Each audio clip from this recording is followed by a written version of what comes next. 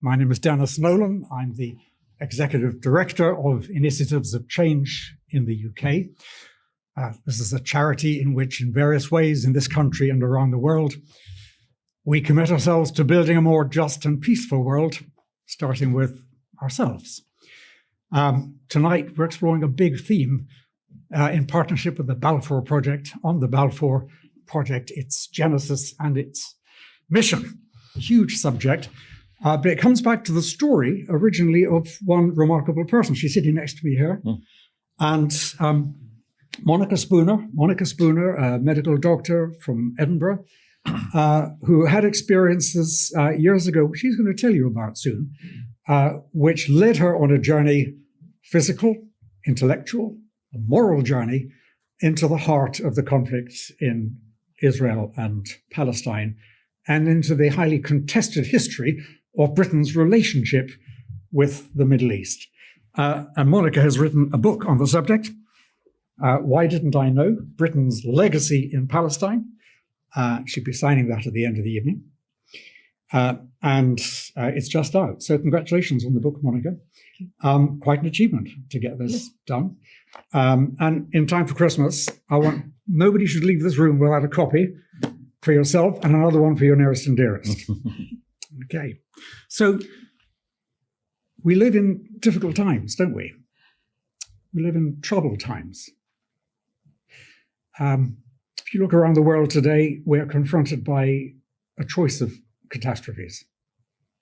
Think of climate, think of Ukraine, think of great power rivalry in the Far East, think of Sudan in all its grief and sorrow.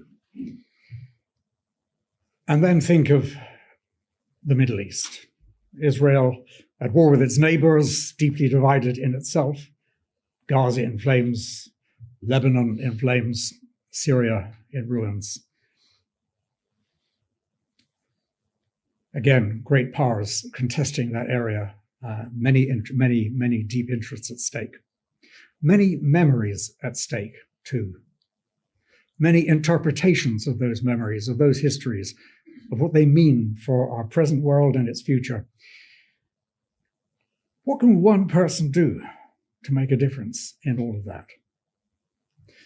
Well, Monica is just one person, but because of the decisions that she took, that has led to, with her husband, Roger, where is Roger? Her husband, Dr. Roger Spooner, starting to build a group of friends, a little band, now a growing and significant band of people across this country and internationally, many of them under the banner of the Balfour Project, which she founded, which is now chaired by Andrew Whitley. Thank you for joining us, Thank you, Andrew, tonight. So we'll be hearing more from Andrew in a little while, but let's start with Monica. How did it all begin? Well, first I want to say that although I'm being given the credit for things, it was actually a teamwork. The only thing I had was one thought, a question, that when I asked it, people joined us. After that, it was all teamwork. How did it start? In 2008, we were invited to take our daughter, who's got some health problems, for a holiday in Jordan. We went to stay with friends who were from Iraq, from Algeria. They had to leave their homes. They were then living in Jordan. And they took us they had educated us over the years. They told us about Palestine. And I just thought they were over the top. I didn't want to know. But then they took us down to Aqaba. And because it was very heavy snow elsewhere, we went to where it's a little bit warmer. And there, as we walked around the city, we saw an exhibition of correspondence in Arabic displayed by the students. And our host explained that this was a copy of the McMahon Hussein correspondence.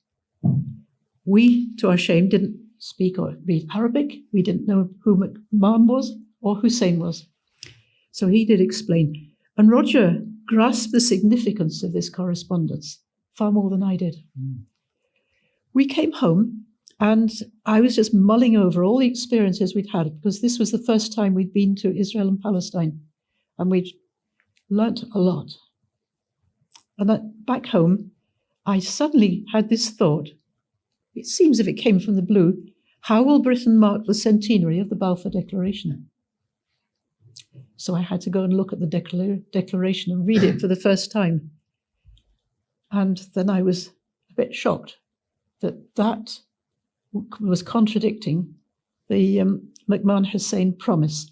Mm. And of course, it's been questioned whether it's a promise or not for over 100 years. And Peter Shamrock down there has now done the research, as you know well, and has published a book showing that it was definitely a promise. And how aware were you of this history before you started on that journey? Would you have been aware of the Balfour Declaration just as a name? Or no, the name, yes, but nothing more. No, like the vast majority of British people educated in this country, we were not taught about that. And so, no, we knew very little. We had some experience. Roger had been working with the British Arab exchanges, and we'd had Arabic students staying in our home, experiencing Ramadan for the first time in the long summer days of Scotland, short nights. We didn't know a great deal. But you were already interested in the Middle East in some way. You were running exchanges with students. What led you into that? That you'd have to ask Roger or Mary Lynn. Okay, well, we might come to Roger later. But so you're making friends with Arab students. Yes. And that began a conversation with the Arab world. And particularly, it was this family from Jordan, the Jamalis, because they had a disabled brother who was living close to Edinburgh. He'd been there from the age of 12. And the family used to come over every year for 3 days when father was not in jail. And when the parents were too old to come, then the two brothers would come. And it was Abbas who was teaching us a lot. So we became aware. So what happened next? You came back, you read the declaration. Perhaps I should say that from Jordan, we went into Israel, Palestine for the first time. And a friend in Edinburgh, name of Olive, she was from Palestine, and her family had to move a lot in 1948. She trained as a nurse, an ophthalmic nurse. And she had come round to see me just the night before, or night or two before we left this first journey. And she looked me straight in the eye, trusted me, and gave me a list of all the names of her contacts, her families and relatives. And we met a lot of these. It was like following a thread going around West Bank and so on. And amongst these friends were Rajesh Shahadas, who I hope is on Zoom with us, and others who educated us too, accepted us as Brits, looking and questioning. And after 10 days of travelling around, we had learnt so much. And one person, Joanne, who we met after those 10 days, said, "What are you going to do with all this information?" Mm-hmm. We didn't know. But out of this question that came, how will Britain mark the centenary of the Balfour Declaration? If you're given a question, what do you do with it? You ask it. Well, I asked all sorts of people, and some people said, keep away from that. Some people said, oh, Israel owns the land, no question. And others said they were concerned for the rights of the Palestinians and their history. We went on asking, and 2 people joined us. And I'm rather hoping that Mary Gray is on Zoom with us. And she gave 10 years to working with us. And she's a very skilled theologian, academic. And I worked with you in what way? What did she bring to the project? Well, we met in London. We met here in this building, 1st of February 2009. Peter had written a 22-page document on the... This is Dr. Peter Shamrock. Absolutely, yes. A 22-page document on the contradictory promises that Britain had made during the First World War. And our question to each other was, is there something in this that Britain should be looking at, should be questioning, and is there something we have to apologise for? And we decided after a lot of deep thought that weekend, yes, there was something. We really did need to follow this. And later on, Peter shortened, great cost to him, shortened that document to 2.5 pages, which actually went around to Jerusalem and Edinburgh and to all sorts of people, and was a very helpful document indeed. It was called Redeeming Britain. So that suggests that Britain needs redemption. Yes. How do you call that in secular terms? I don't know. I don't know. Have you got a suggestion, Andrew? I think it is actually that, it's redemption. Redemption. Okay. Yes. That's a pretty good word. And if I may say that Imad, who is here, was with us that weekend. This is Imad Karam. Yeah, from Gaza. And he challenged us that it was Britain who needed to look at this question. We were not judging Israel, we were not judging the Palestinians. It's Britain we needed to look at. And this has been a challenge that's remained with us. And I was speaking with Danny just before this, and to try and keep the balance of understanding both sides, all three sides, because the British in Palestine, it's a third narrative. There's the Jewish narrative, the Palestinian narrative, and there's the British narrative. And the French, perhaps, are there four? Yes, and we haven't worked much with the French yet. We haven't. We need to do more. We do need to do more, yes. Maybe that's the next project. Le Projet Balfour. Oh, yeah, sure. The project, well. Yeah. So what would you say to the suggestion that, it's 100 and what? How many? 107 now years since the Balfour Project? It's a long time ago. Is it relevant? Because things have moved on and people just have to face facts now and live with the world as it is. Well, look at the Queen's visit to Ireland, to Dublin in 2011. She achieved something very special there. And the report that I put in the book said that this was an 800-year-old battle. I know very little about Ireland, but what she did that night in Dublin really has affected things. I did write to her, and I did say, could she speak on our behalf about Palestine, Israel? But her secretary replied very nicely, but said that wasn't part of the constitution. Are you going to write to the king?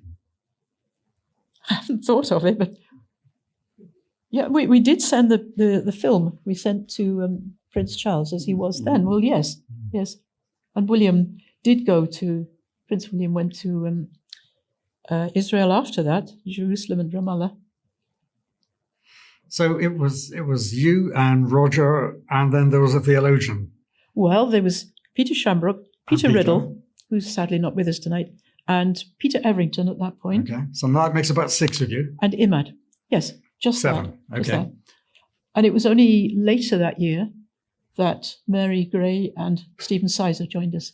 Right. And thereafter, we began to gather people. And how confident were you then that this would become something with a national profile? Absolutely no idea. We had a question to follow, and that's pretty well what we did. And we were just searching out for information. None of us knew everything, and we just had to gather it all.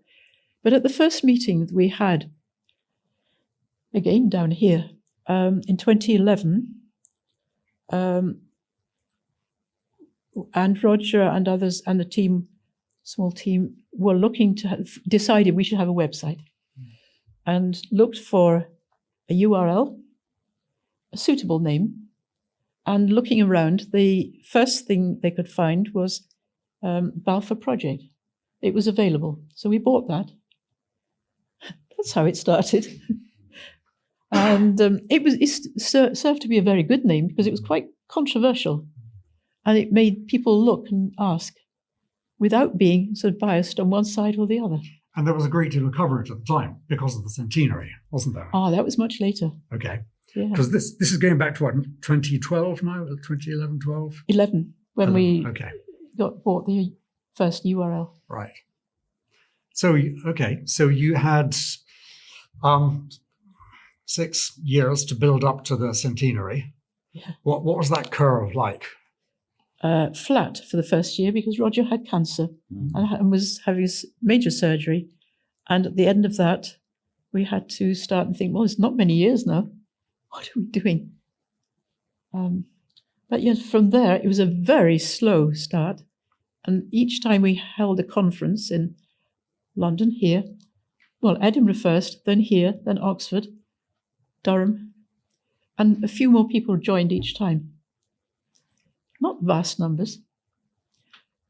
Rabbi Danny has been with us for a long time, since 2012. Rabbi Danny Rich. Yes. Yeah. And then Sir Vincent Feen is here somewhere. Sir Vincent Feen, former British consul in Jerusalem, am I right? Yeah. Had just retired in 2014, and we met him first in Oxford at the conference, which was done in association with Oxpeace. And he was interested, watched the film, I think, learnt things about it, eventually joined us in our meanderings around the countryside, in Durham, I remember, and has then became chair of the Balfour Project in 2018. And has actually, the project leapt into a completely different level at that point. And again, under Andrew's chairmanship, it's just expanded beyond all expectations. Well, we're getting ahead of ourselves here because we need to get back to the centenary itself. And you're sort of growing from something like 10, and you're still kind of feeling your way, going around the country, talking to small groups, I suppose. Yes. And you're working towards the centenary. Did you have a list of objectives? Did you know what targets you wanted to hit? I don't think so. We were not very organized, did we? No, we really were feeling our way every step. But this idea of the redemption of Britain, that had occurred to you early. Yeah. A very big concept. Yeah. Which would require national impact. So you knew you had to get up there to something really big scale. Yes, we met a wonderful woman, Linda Ali, who had been working with the it was the slavery bicentenary, and I read her report, and I was absolutely terrified. I thought, no, we can't do anything like this. It's not us. But still, it grew. Despite us, it grew. Why do you say despite you? Well, we didn't know where we were going. It felt as if, this question that came to me out of the blue, how will we mark it, the centenary? It felt like a question given from where you can have your own views. But from there on, it was as if we were being led.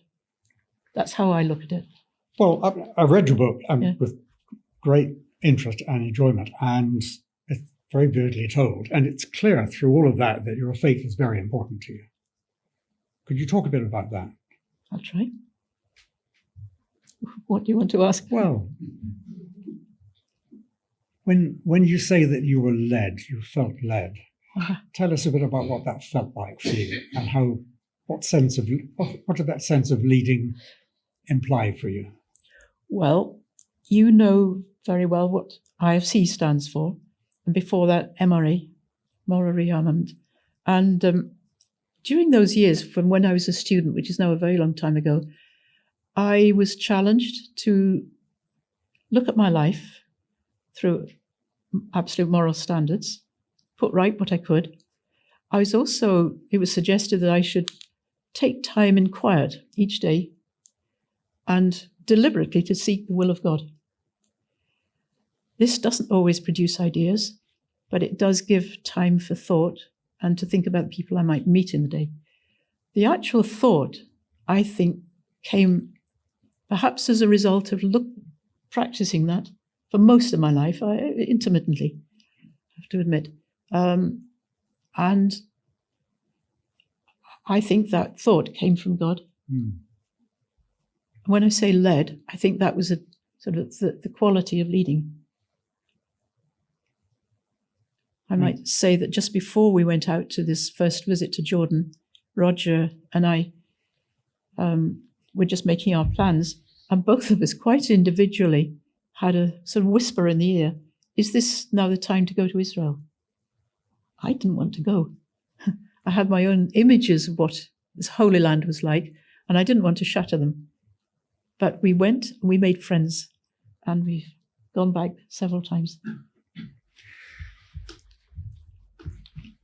And the whole question of, if you like, questioning the Balfour Declaration and that promise of a homeland for the Jewish people is a hugely potent one for anybody living in Israel or anybody with a loyalty to the project of Israel.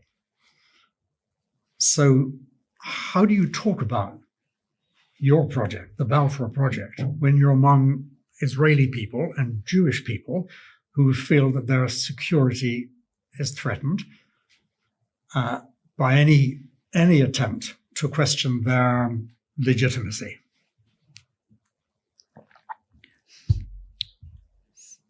There are many people in Israel, and certainly many Jewish people over here, who understand very well what's going on, and who understand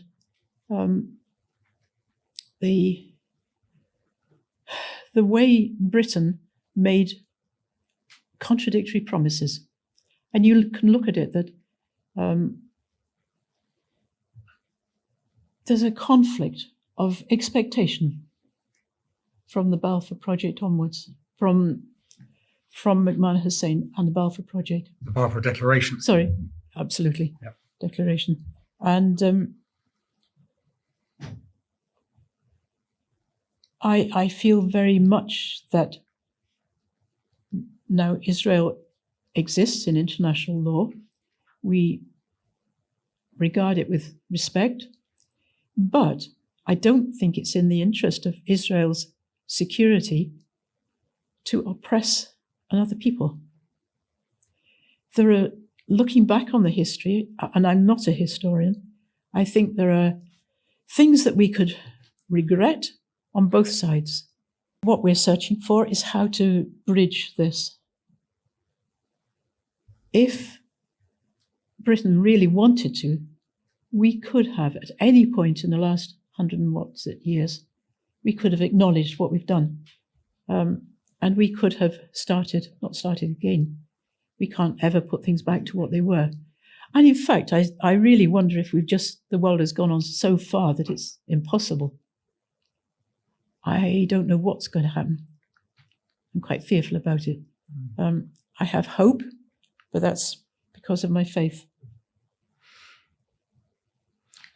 Well, your story is a story of hope. It's a story that engenders hope, as well as springing from hope. So thank you, Monica. Let's just briefly go to the anniversary itself, the centenary, because you tell in the book there was a remarkable gathering there. Suddenly you've gone from this little band of people searching your way, and you filled the Westminster Central Hall with how many thousand people? 1,200. 1,200 people. And I believe you were the first speaker there. I don't know whether you'd ever spoken to an audience of that kind before. No, never. Right. No. So just tell us a bit about that, how that event came to be. And then I'd like to bring it up to date, and we'll go to Andrew to tell us where we're going next. Well, we felt very much that there should be a marking of the centenary. And again, Peter had spoken in Liverpool about commemoration. And this struck me very much. The commemoration is a celebration and remembering, I can't remember your words, it's an honourable thing to remember and to acknowledge where we might have gone wrong. we wanted to have an event that would be peaceful, sober, looking at the different situations, and yet hopeful. And up to a few months, about 6 months before, we were searching for exactly what we should do. And Bishop Michael Doe is here tonight, and really he challenged us. We haven't got time, we haven't got the money. As we began to look at Westminster Central Hall, it was going to cost us, £25,000 was the budget. We had 6,000 in the bank, and only a few months to prepare. And this was really quite challenging. So John Bond and Peter Riddle took time off their other work and became event managers and really worked hard. And I'm not quite sure who invited the different MPs and the other people. I think John had a lot to do with it, but others too. And all I can say, it was extraordinary that on the day, all these speakers arrived. The vote in Parliament had collapsed, and therefore MPs came on time. And people were so disciplined. Every person spoke for 3 or 4 minutes, as requested. There's a lesson to us all. Yes.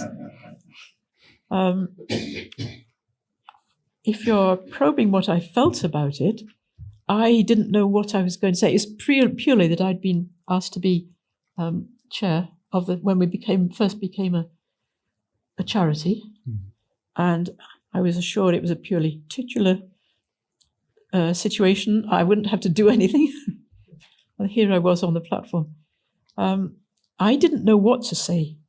It's an awesome moment. And until 3 weeks before, I had no idea what I was going to say. And I woke up in the night with all these thoughts going through my mind, and I just knew I had to go and write them down. So I scribbled them in the night, looked at them a bit later, and with one word changed, that was exactly what I said. Read it as you like.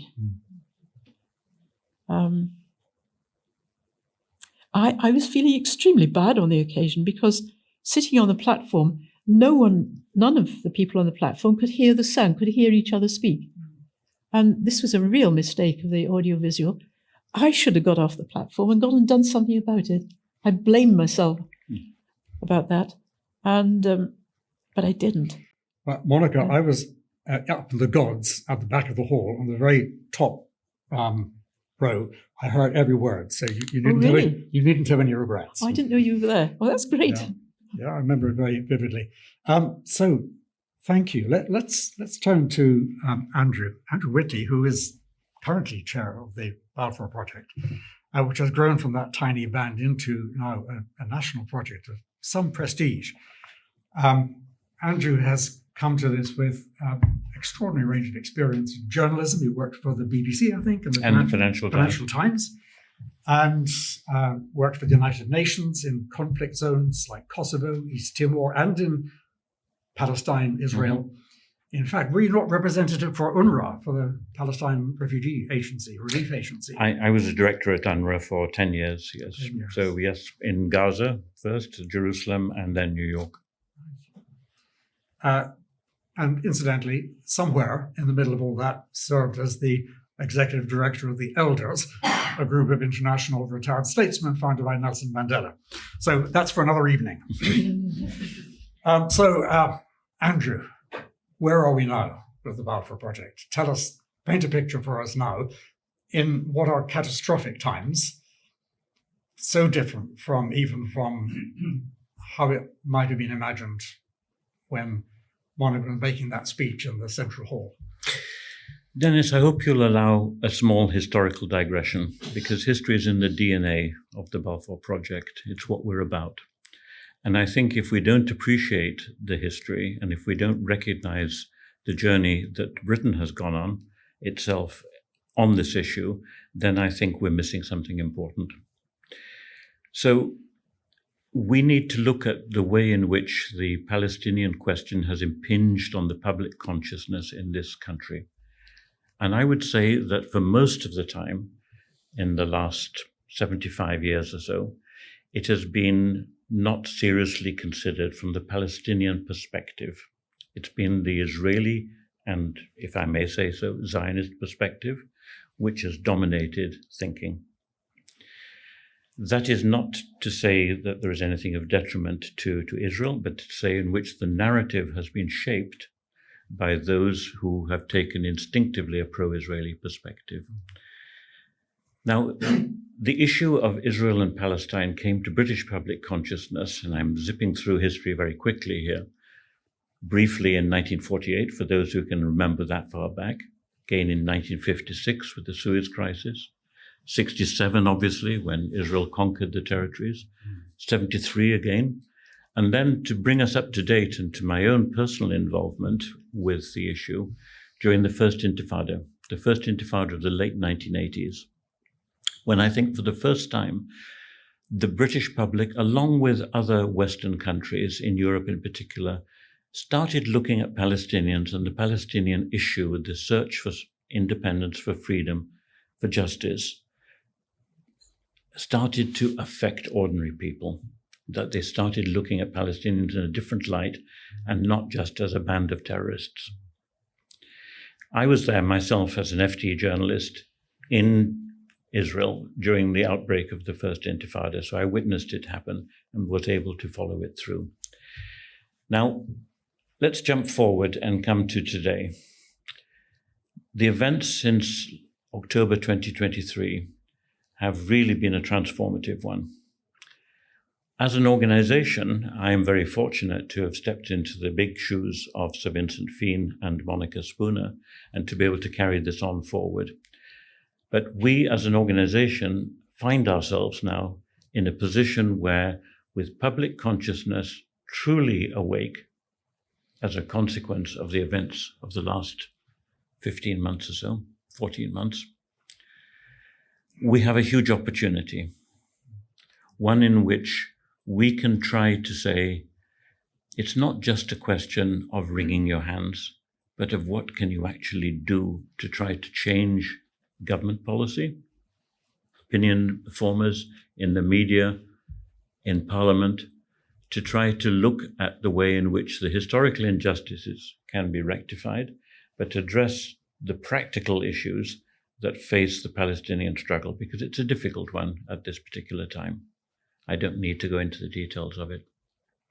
But it's one in which we know that we have a huge opportunity. That opportunity was presented by the election last July, in which a large number of MPs were elected for the first time. They're a blank sheet of paper, if you like, on which we can try to help to shape opinions to bright, interested group of new MPs.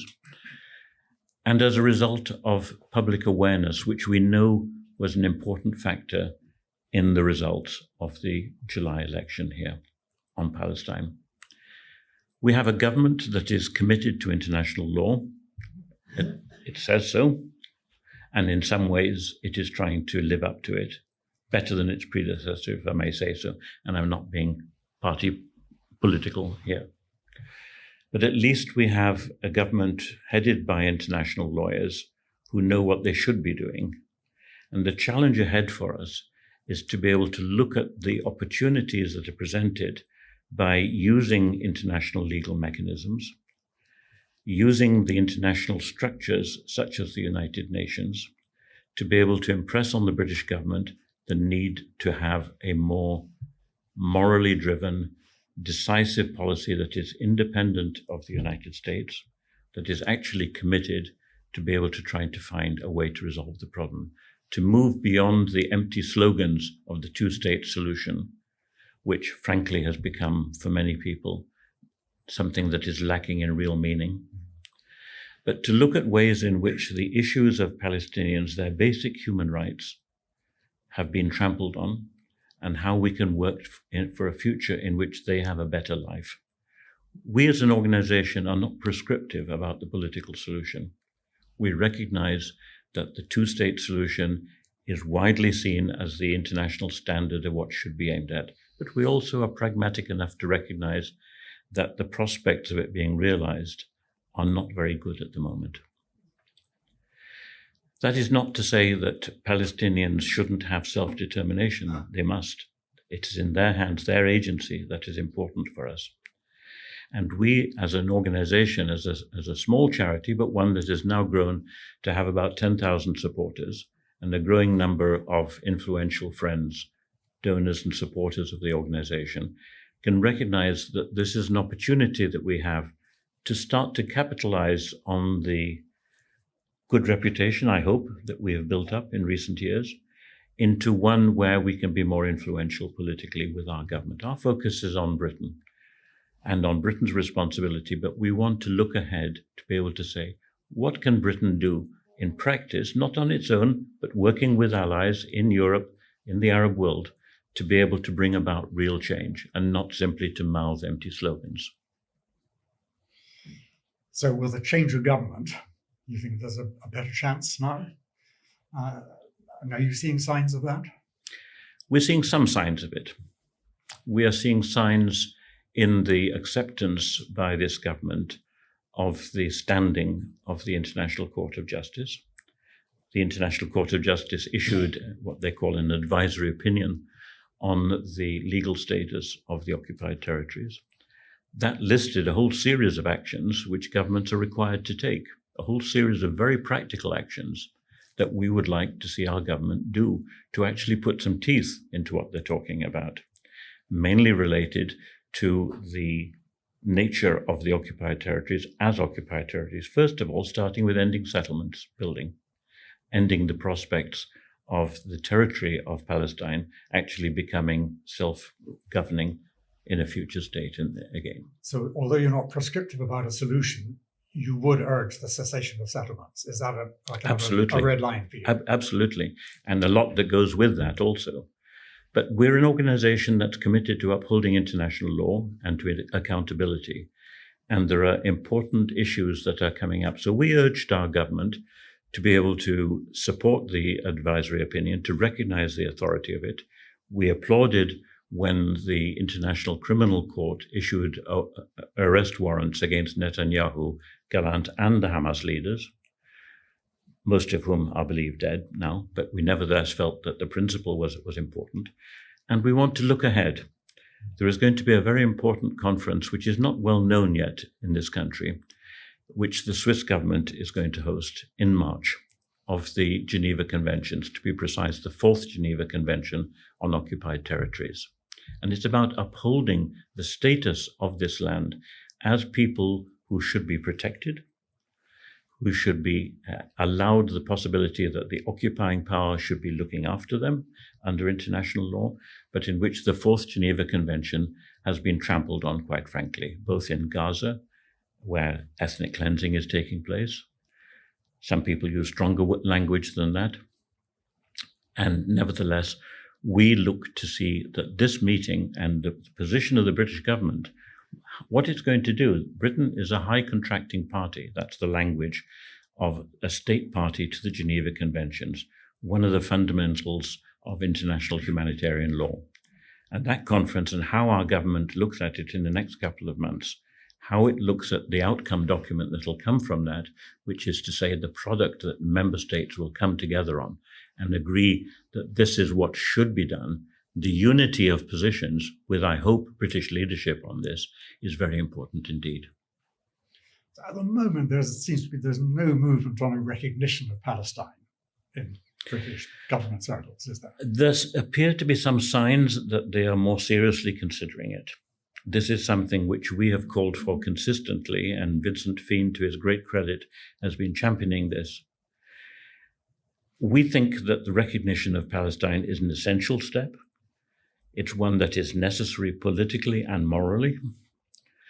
We would be joining over 140 other countries, including several European countries, which have recently recognized Palestine. Ireland has been most in the lead recently on this issue of taking practical steps.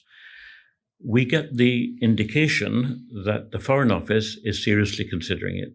What they're wondering about, I believe, is under what circumstances will we do this and how can we have an impact?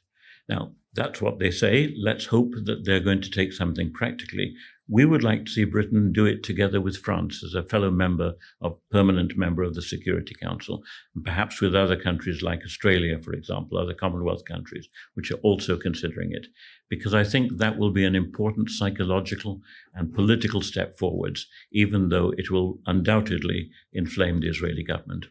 And are you finding partners in France and other countries, non-governmental partners who will work with you on this? Parliamentarians have been talking on this issue. And so, again, Vincent Fien has been leading the work of bringing together European parliamentarians from friendly countries, and with some success, to be able to say, we need to share ideas, discuss strategies together, think about it. So the Balfour Project is playing a role as a catalyst of bringing about a larger movement. What about within this country? Who are your partners here? We work closely with the Council for the Advancement of Arab-British Understanding, CABU, well-established lobby organization here. We work closely with Medical Aid for Palestinians, other organizations. We work from time to time with the Palestinian Solidarity Campaign, on a tactical basis. We try to keep our independence, but we recognize the importance of partnerships. We're a small charity, and if we're to use our leverage, it really needs to be together with others. You're a small charity, but you seem to have quite a growing voice.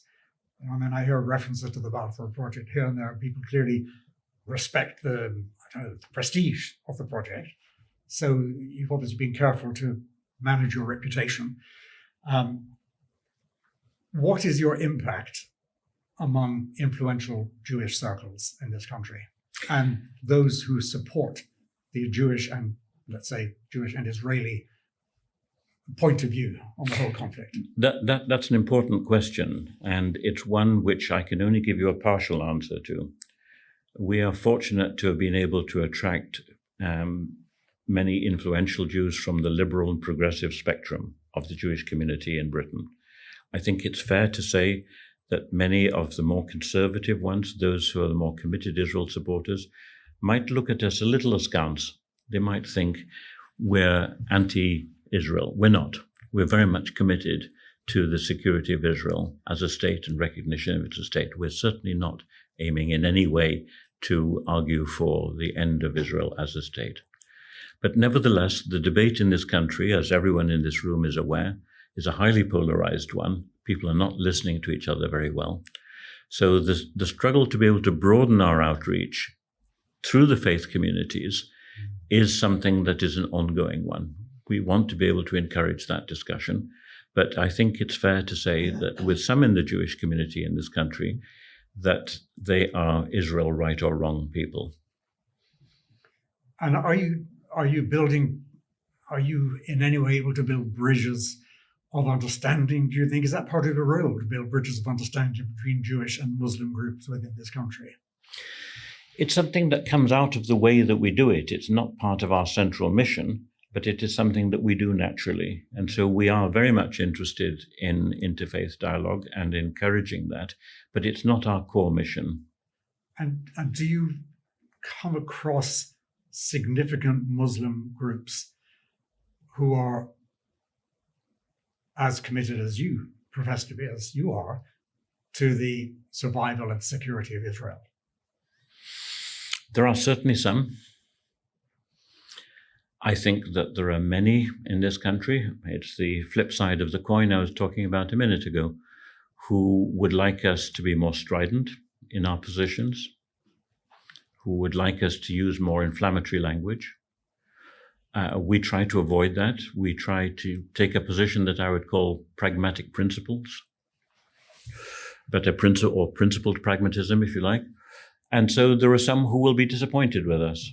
But we try to go our own way to advance positions that we think are realistic and yet principled, that are based on the values we hold, on equality of all peoples, of the rights of all peoples, and the need to be able to look at the issues of security, which is so much to the core at the moment, from the point of view of both sides.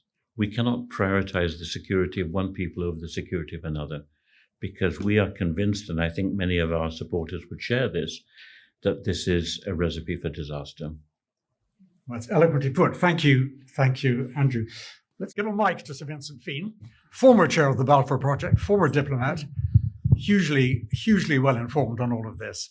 Thank you very much. It's an honor to be here. I'll be brief. The Balfour Project is close to our hearts. Monica and Roger and the small band of founders are the same. We're focused on the past, and Andrew lit upon a few words that sum us up. We can learn from the past to shape the future. You picked that up a couple of days ago, Andrew. There are people in this room who can say a lot more about what's going on in Gaza and the West Bank and in Israel itself.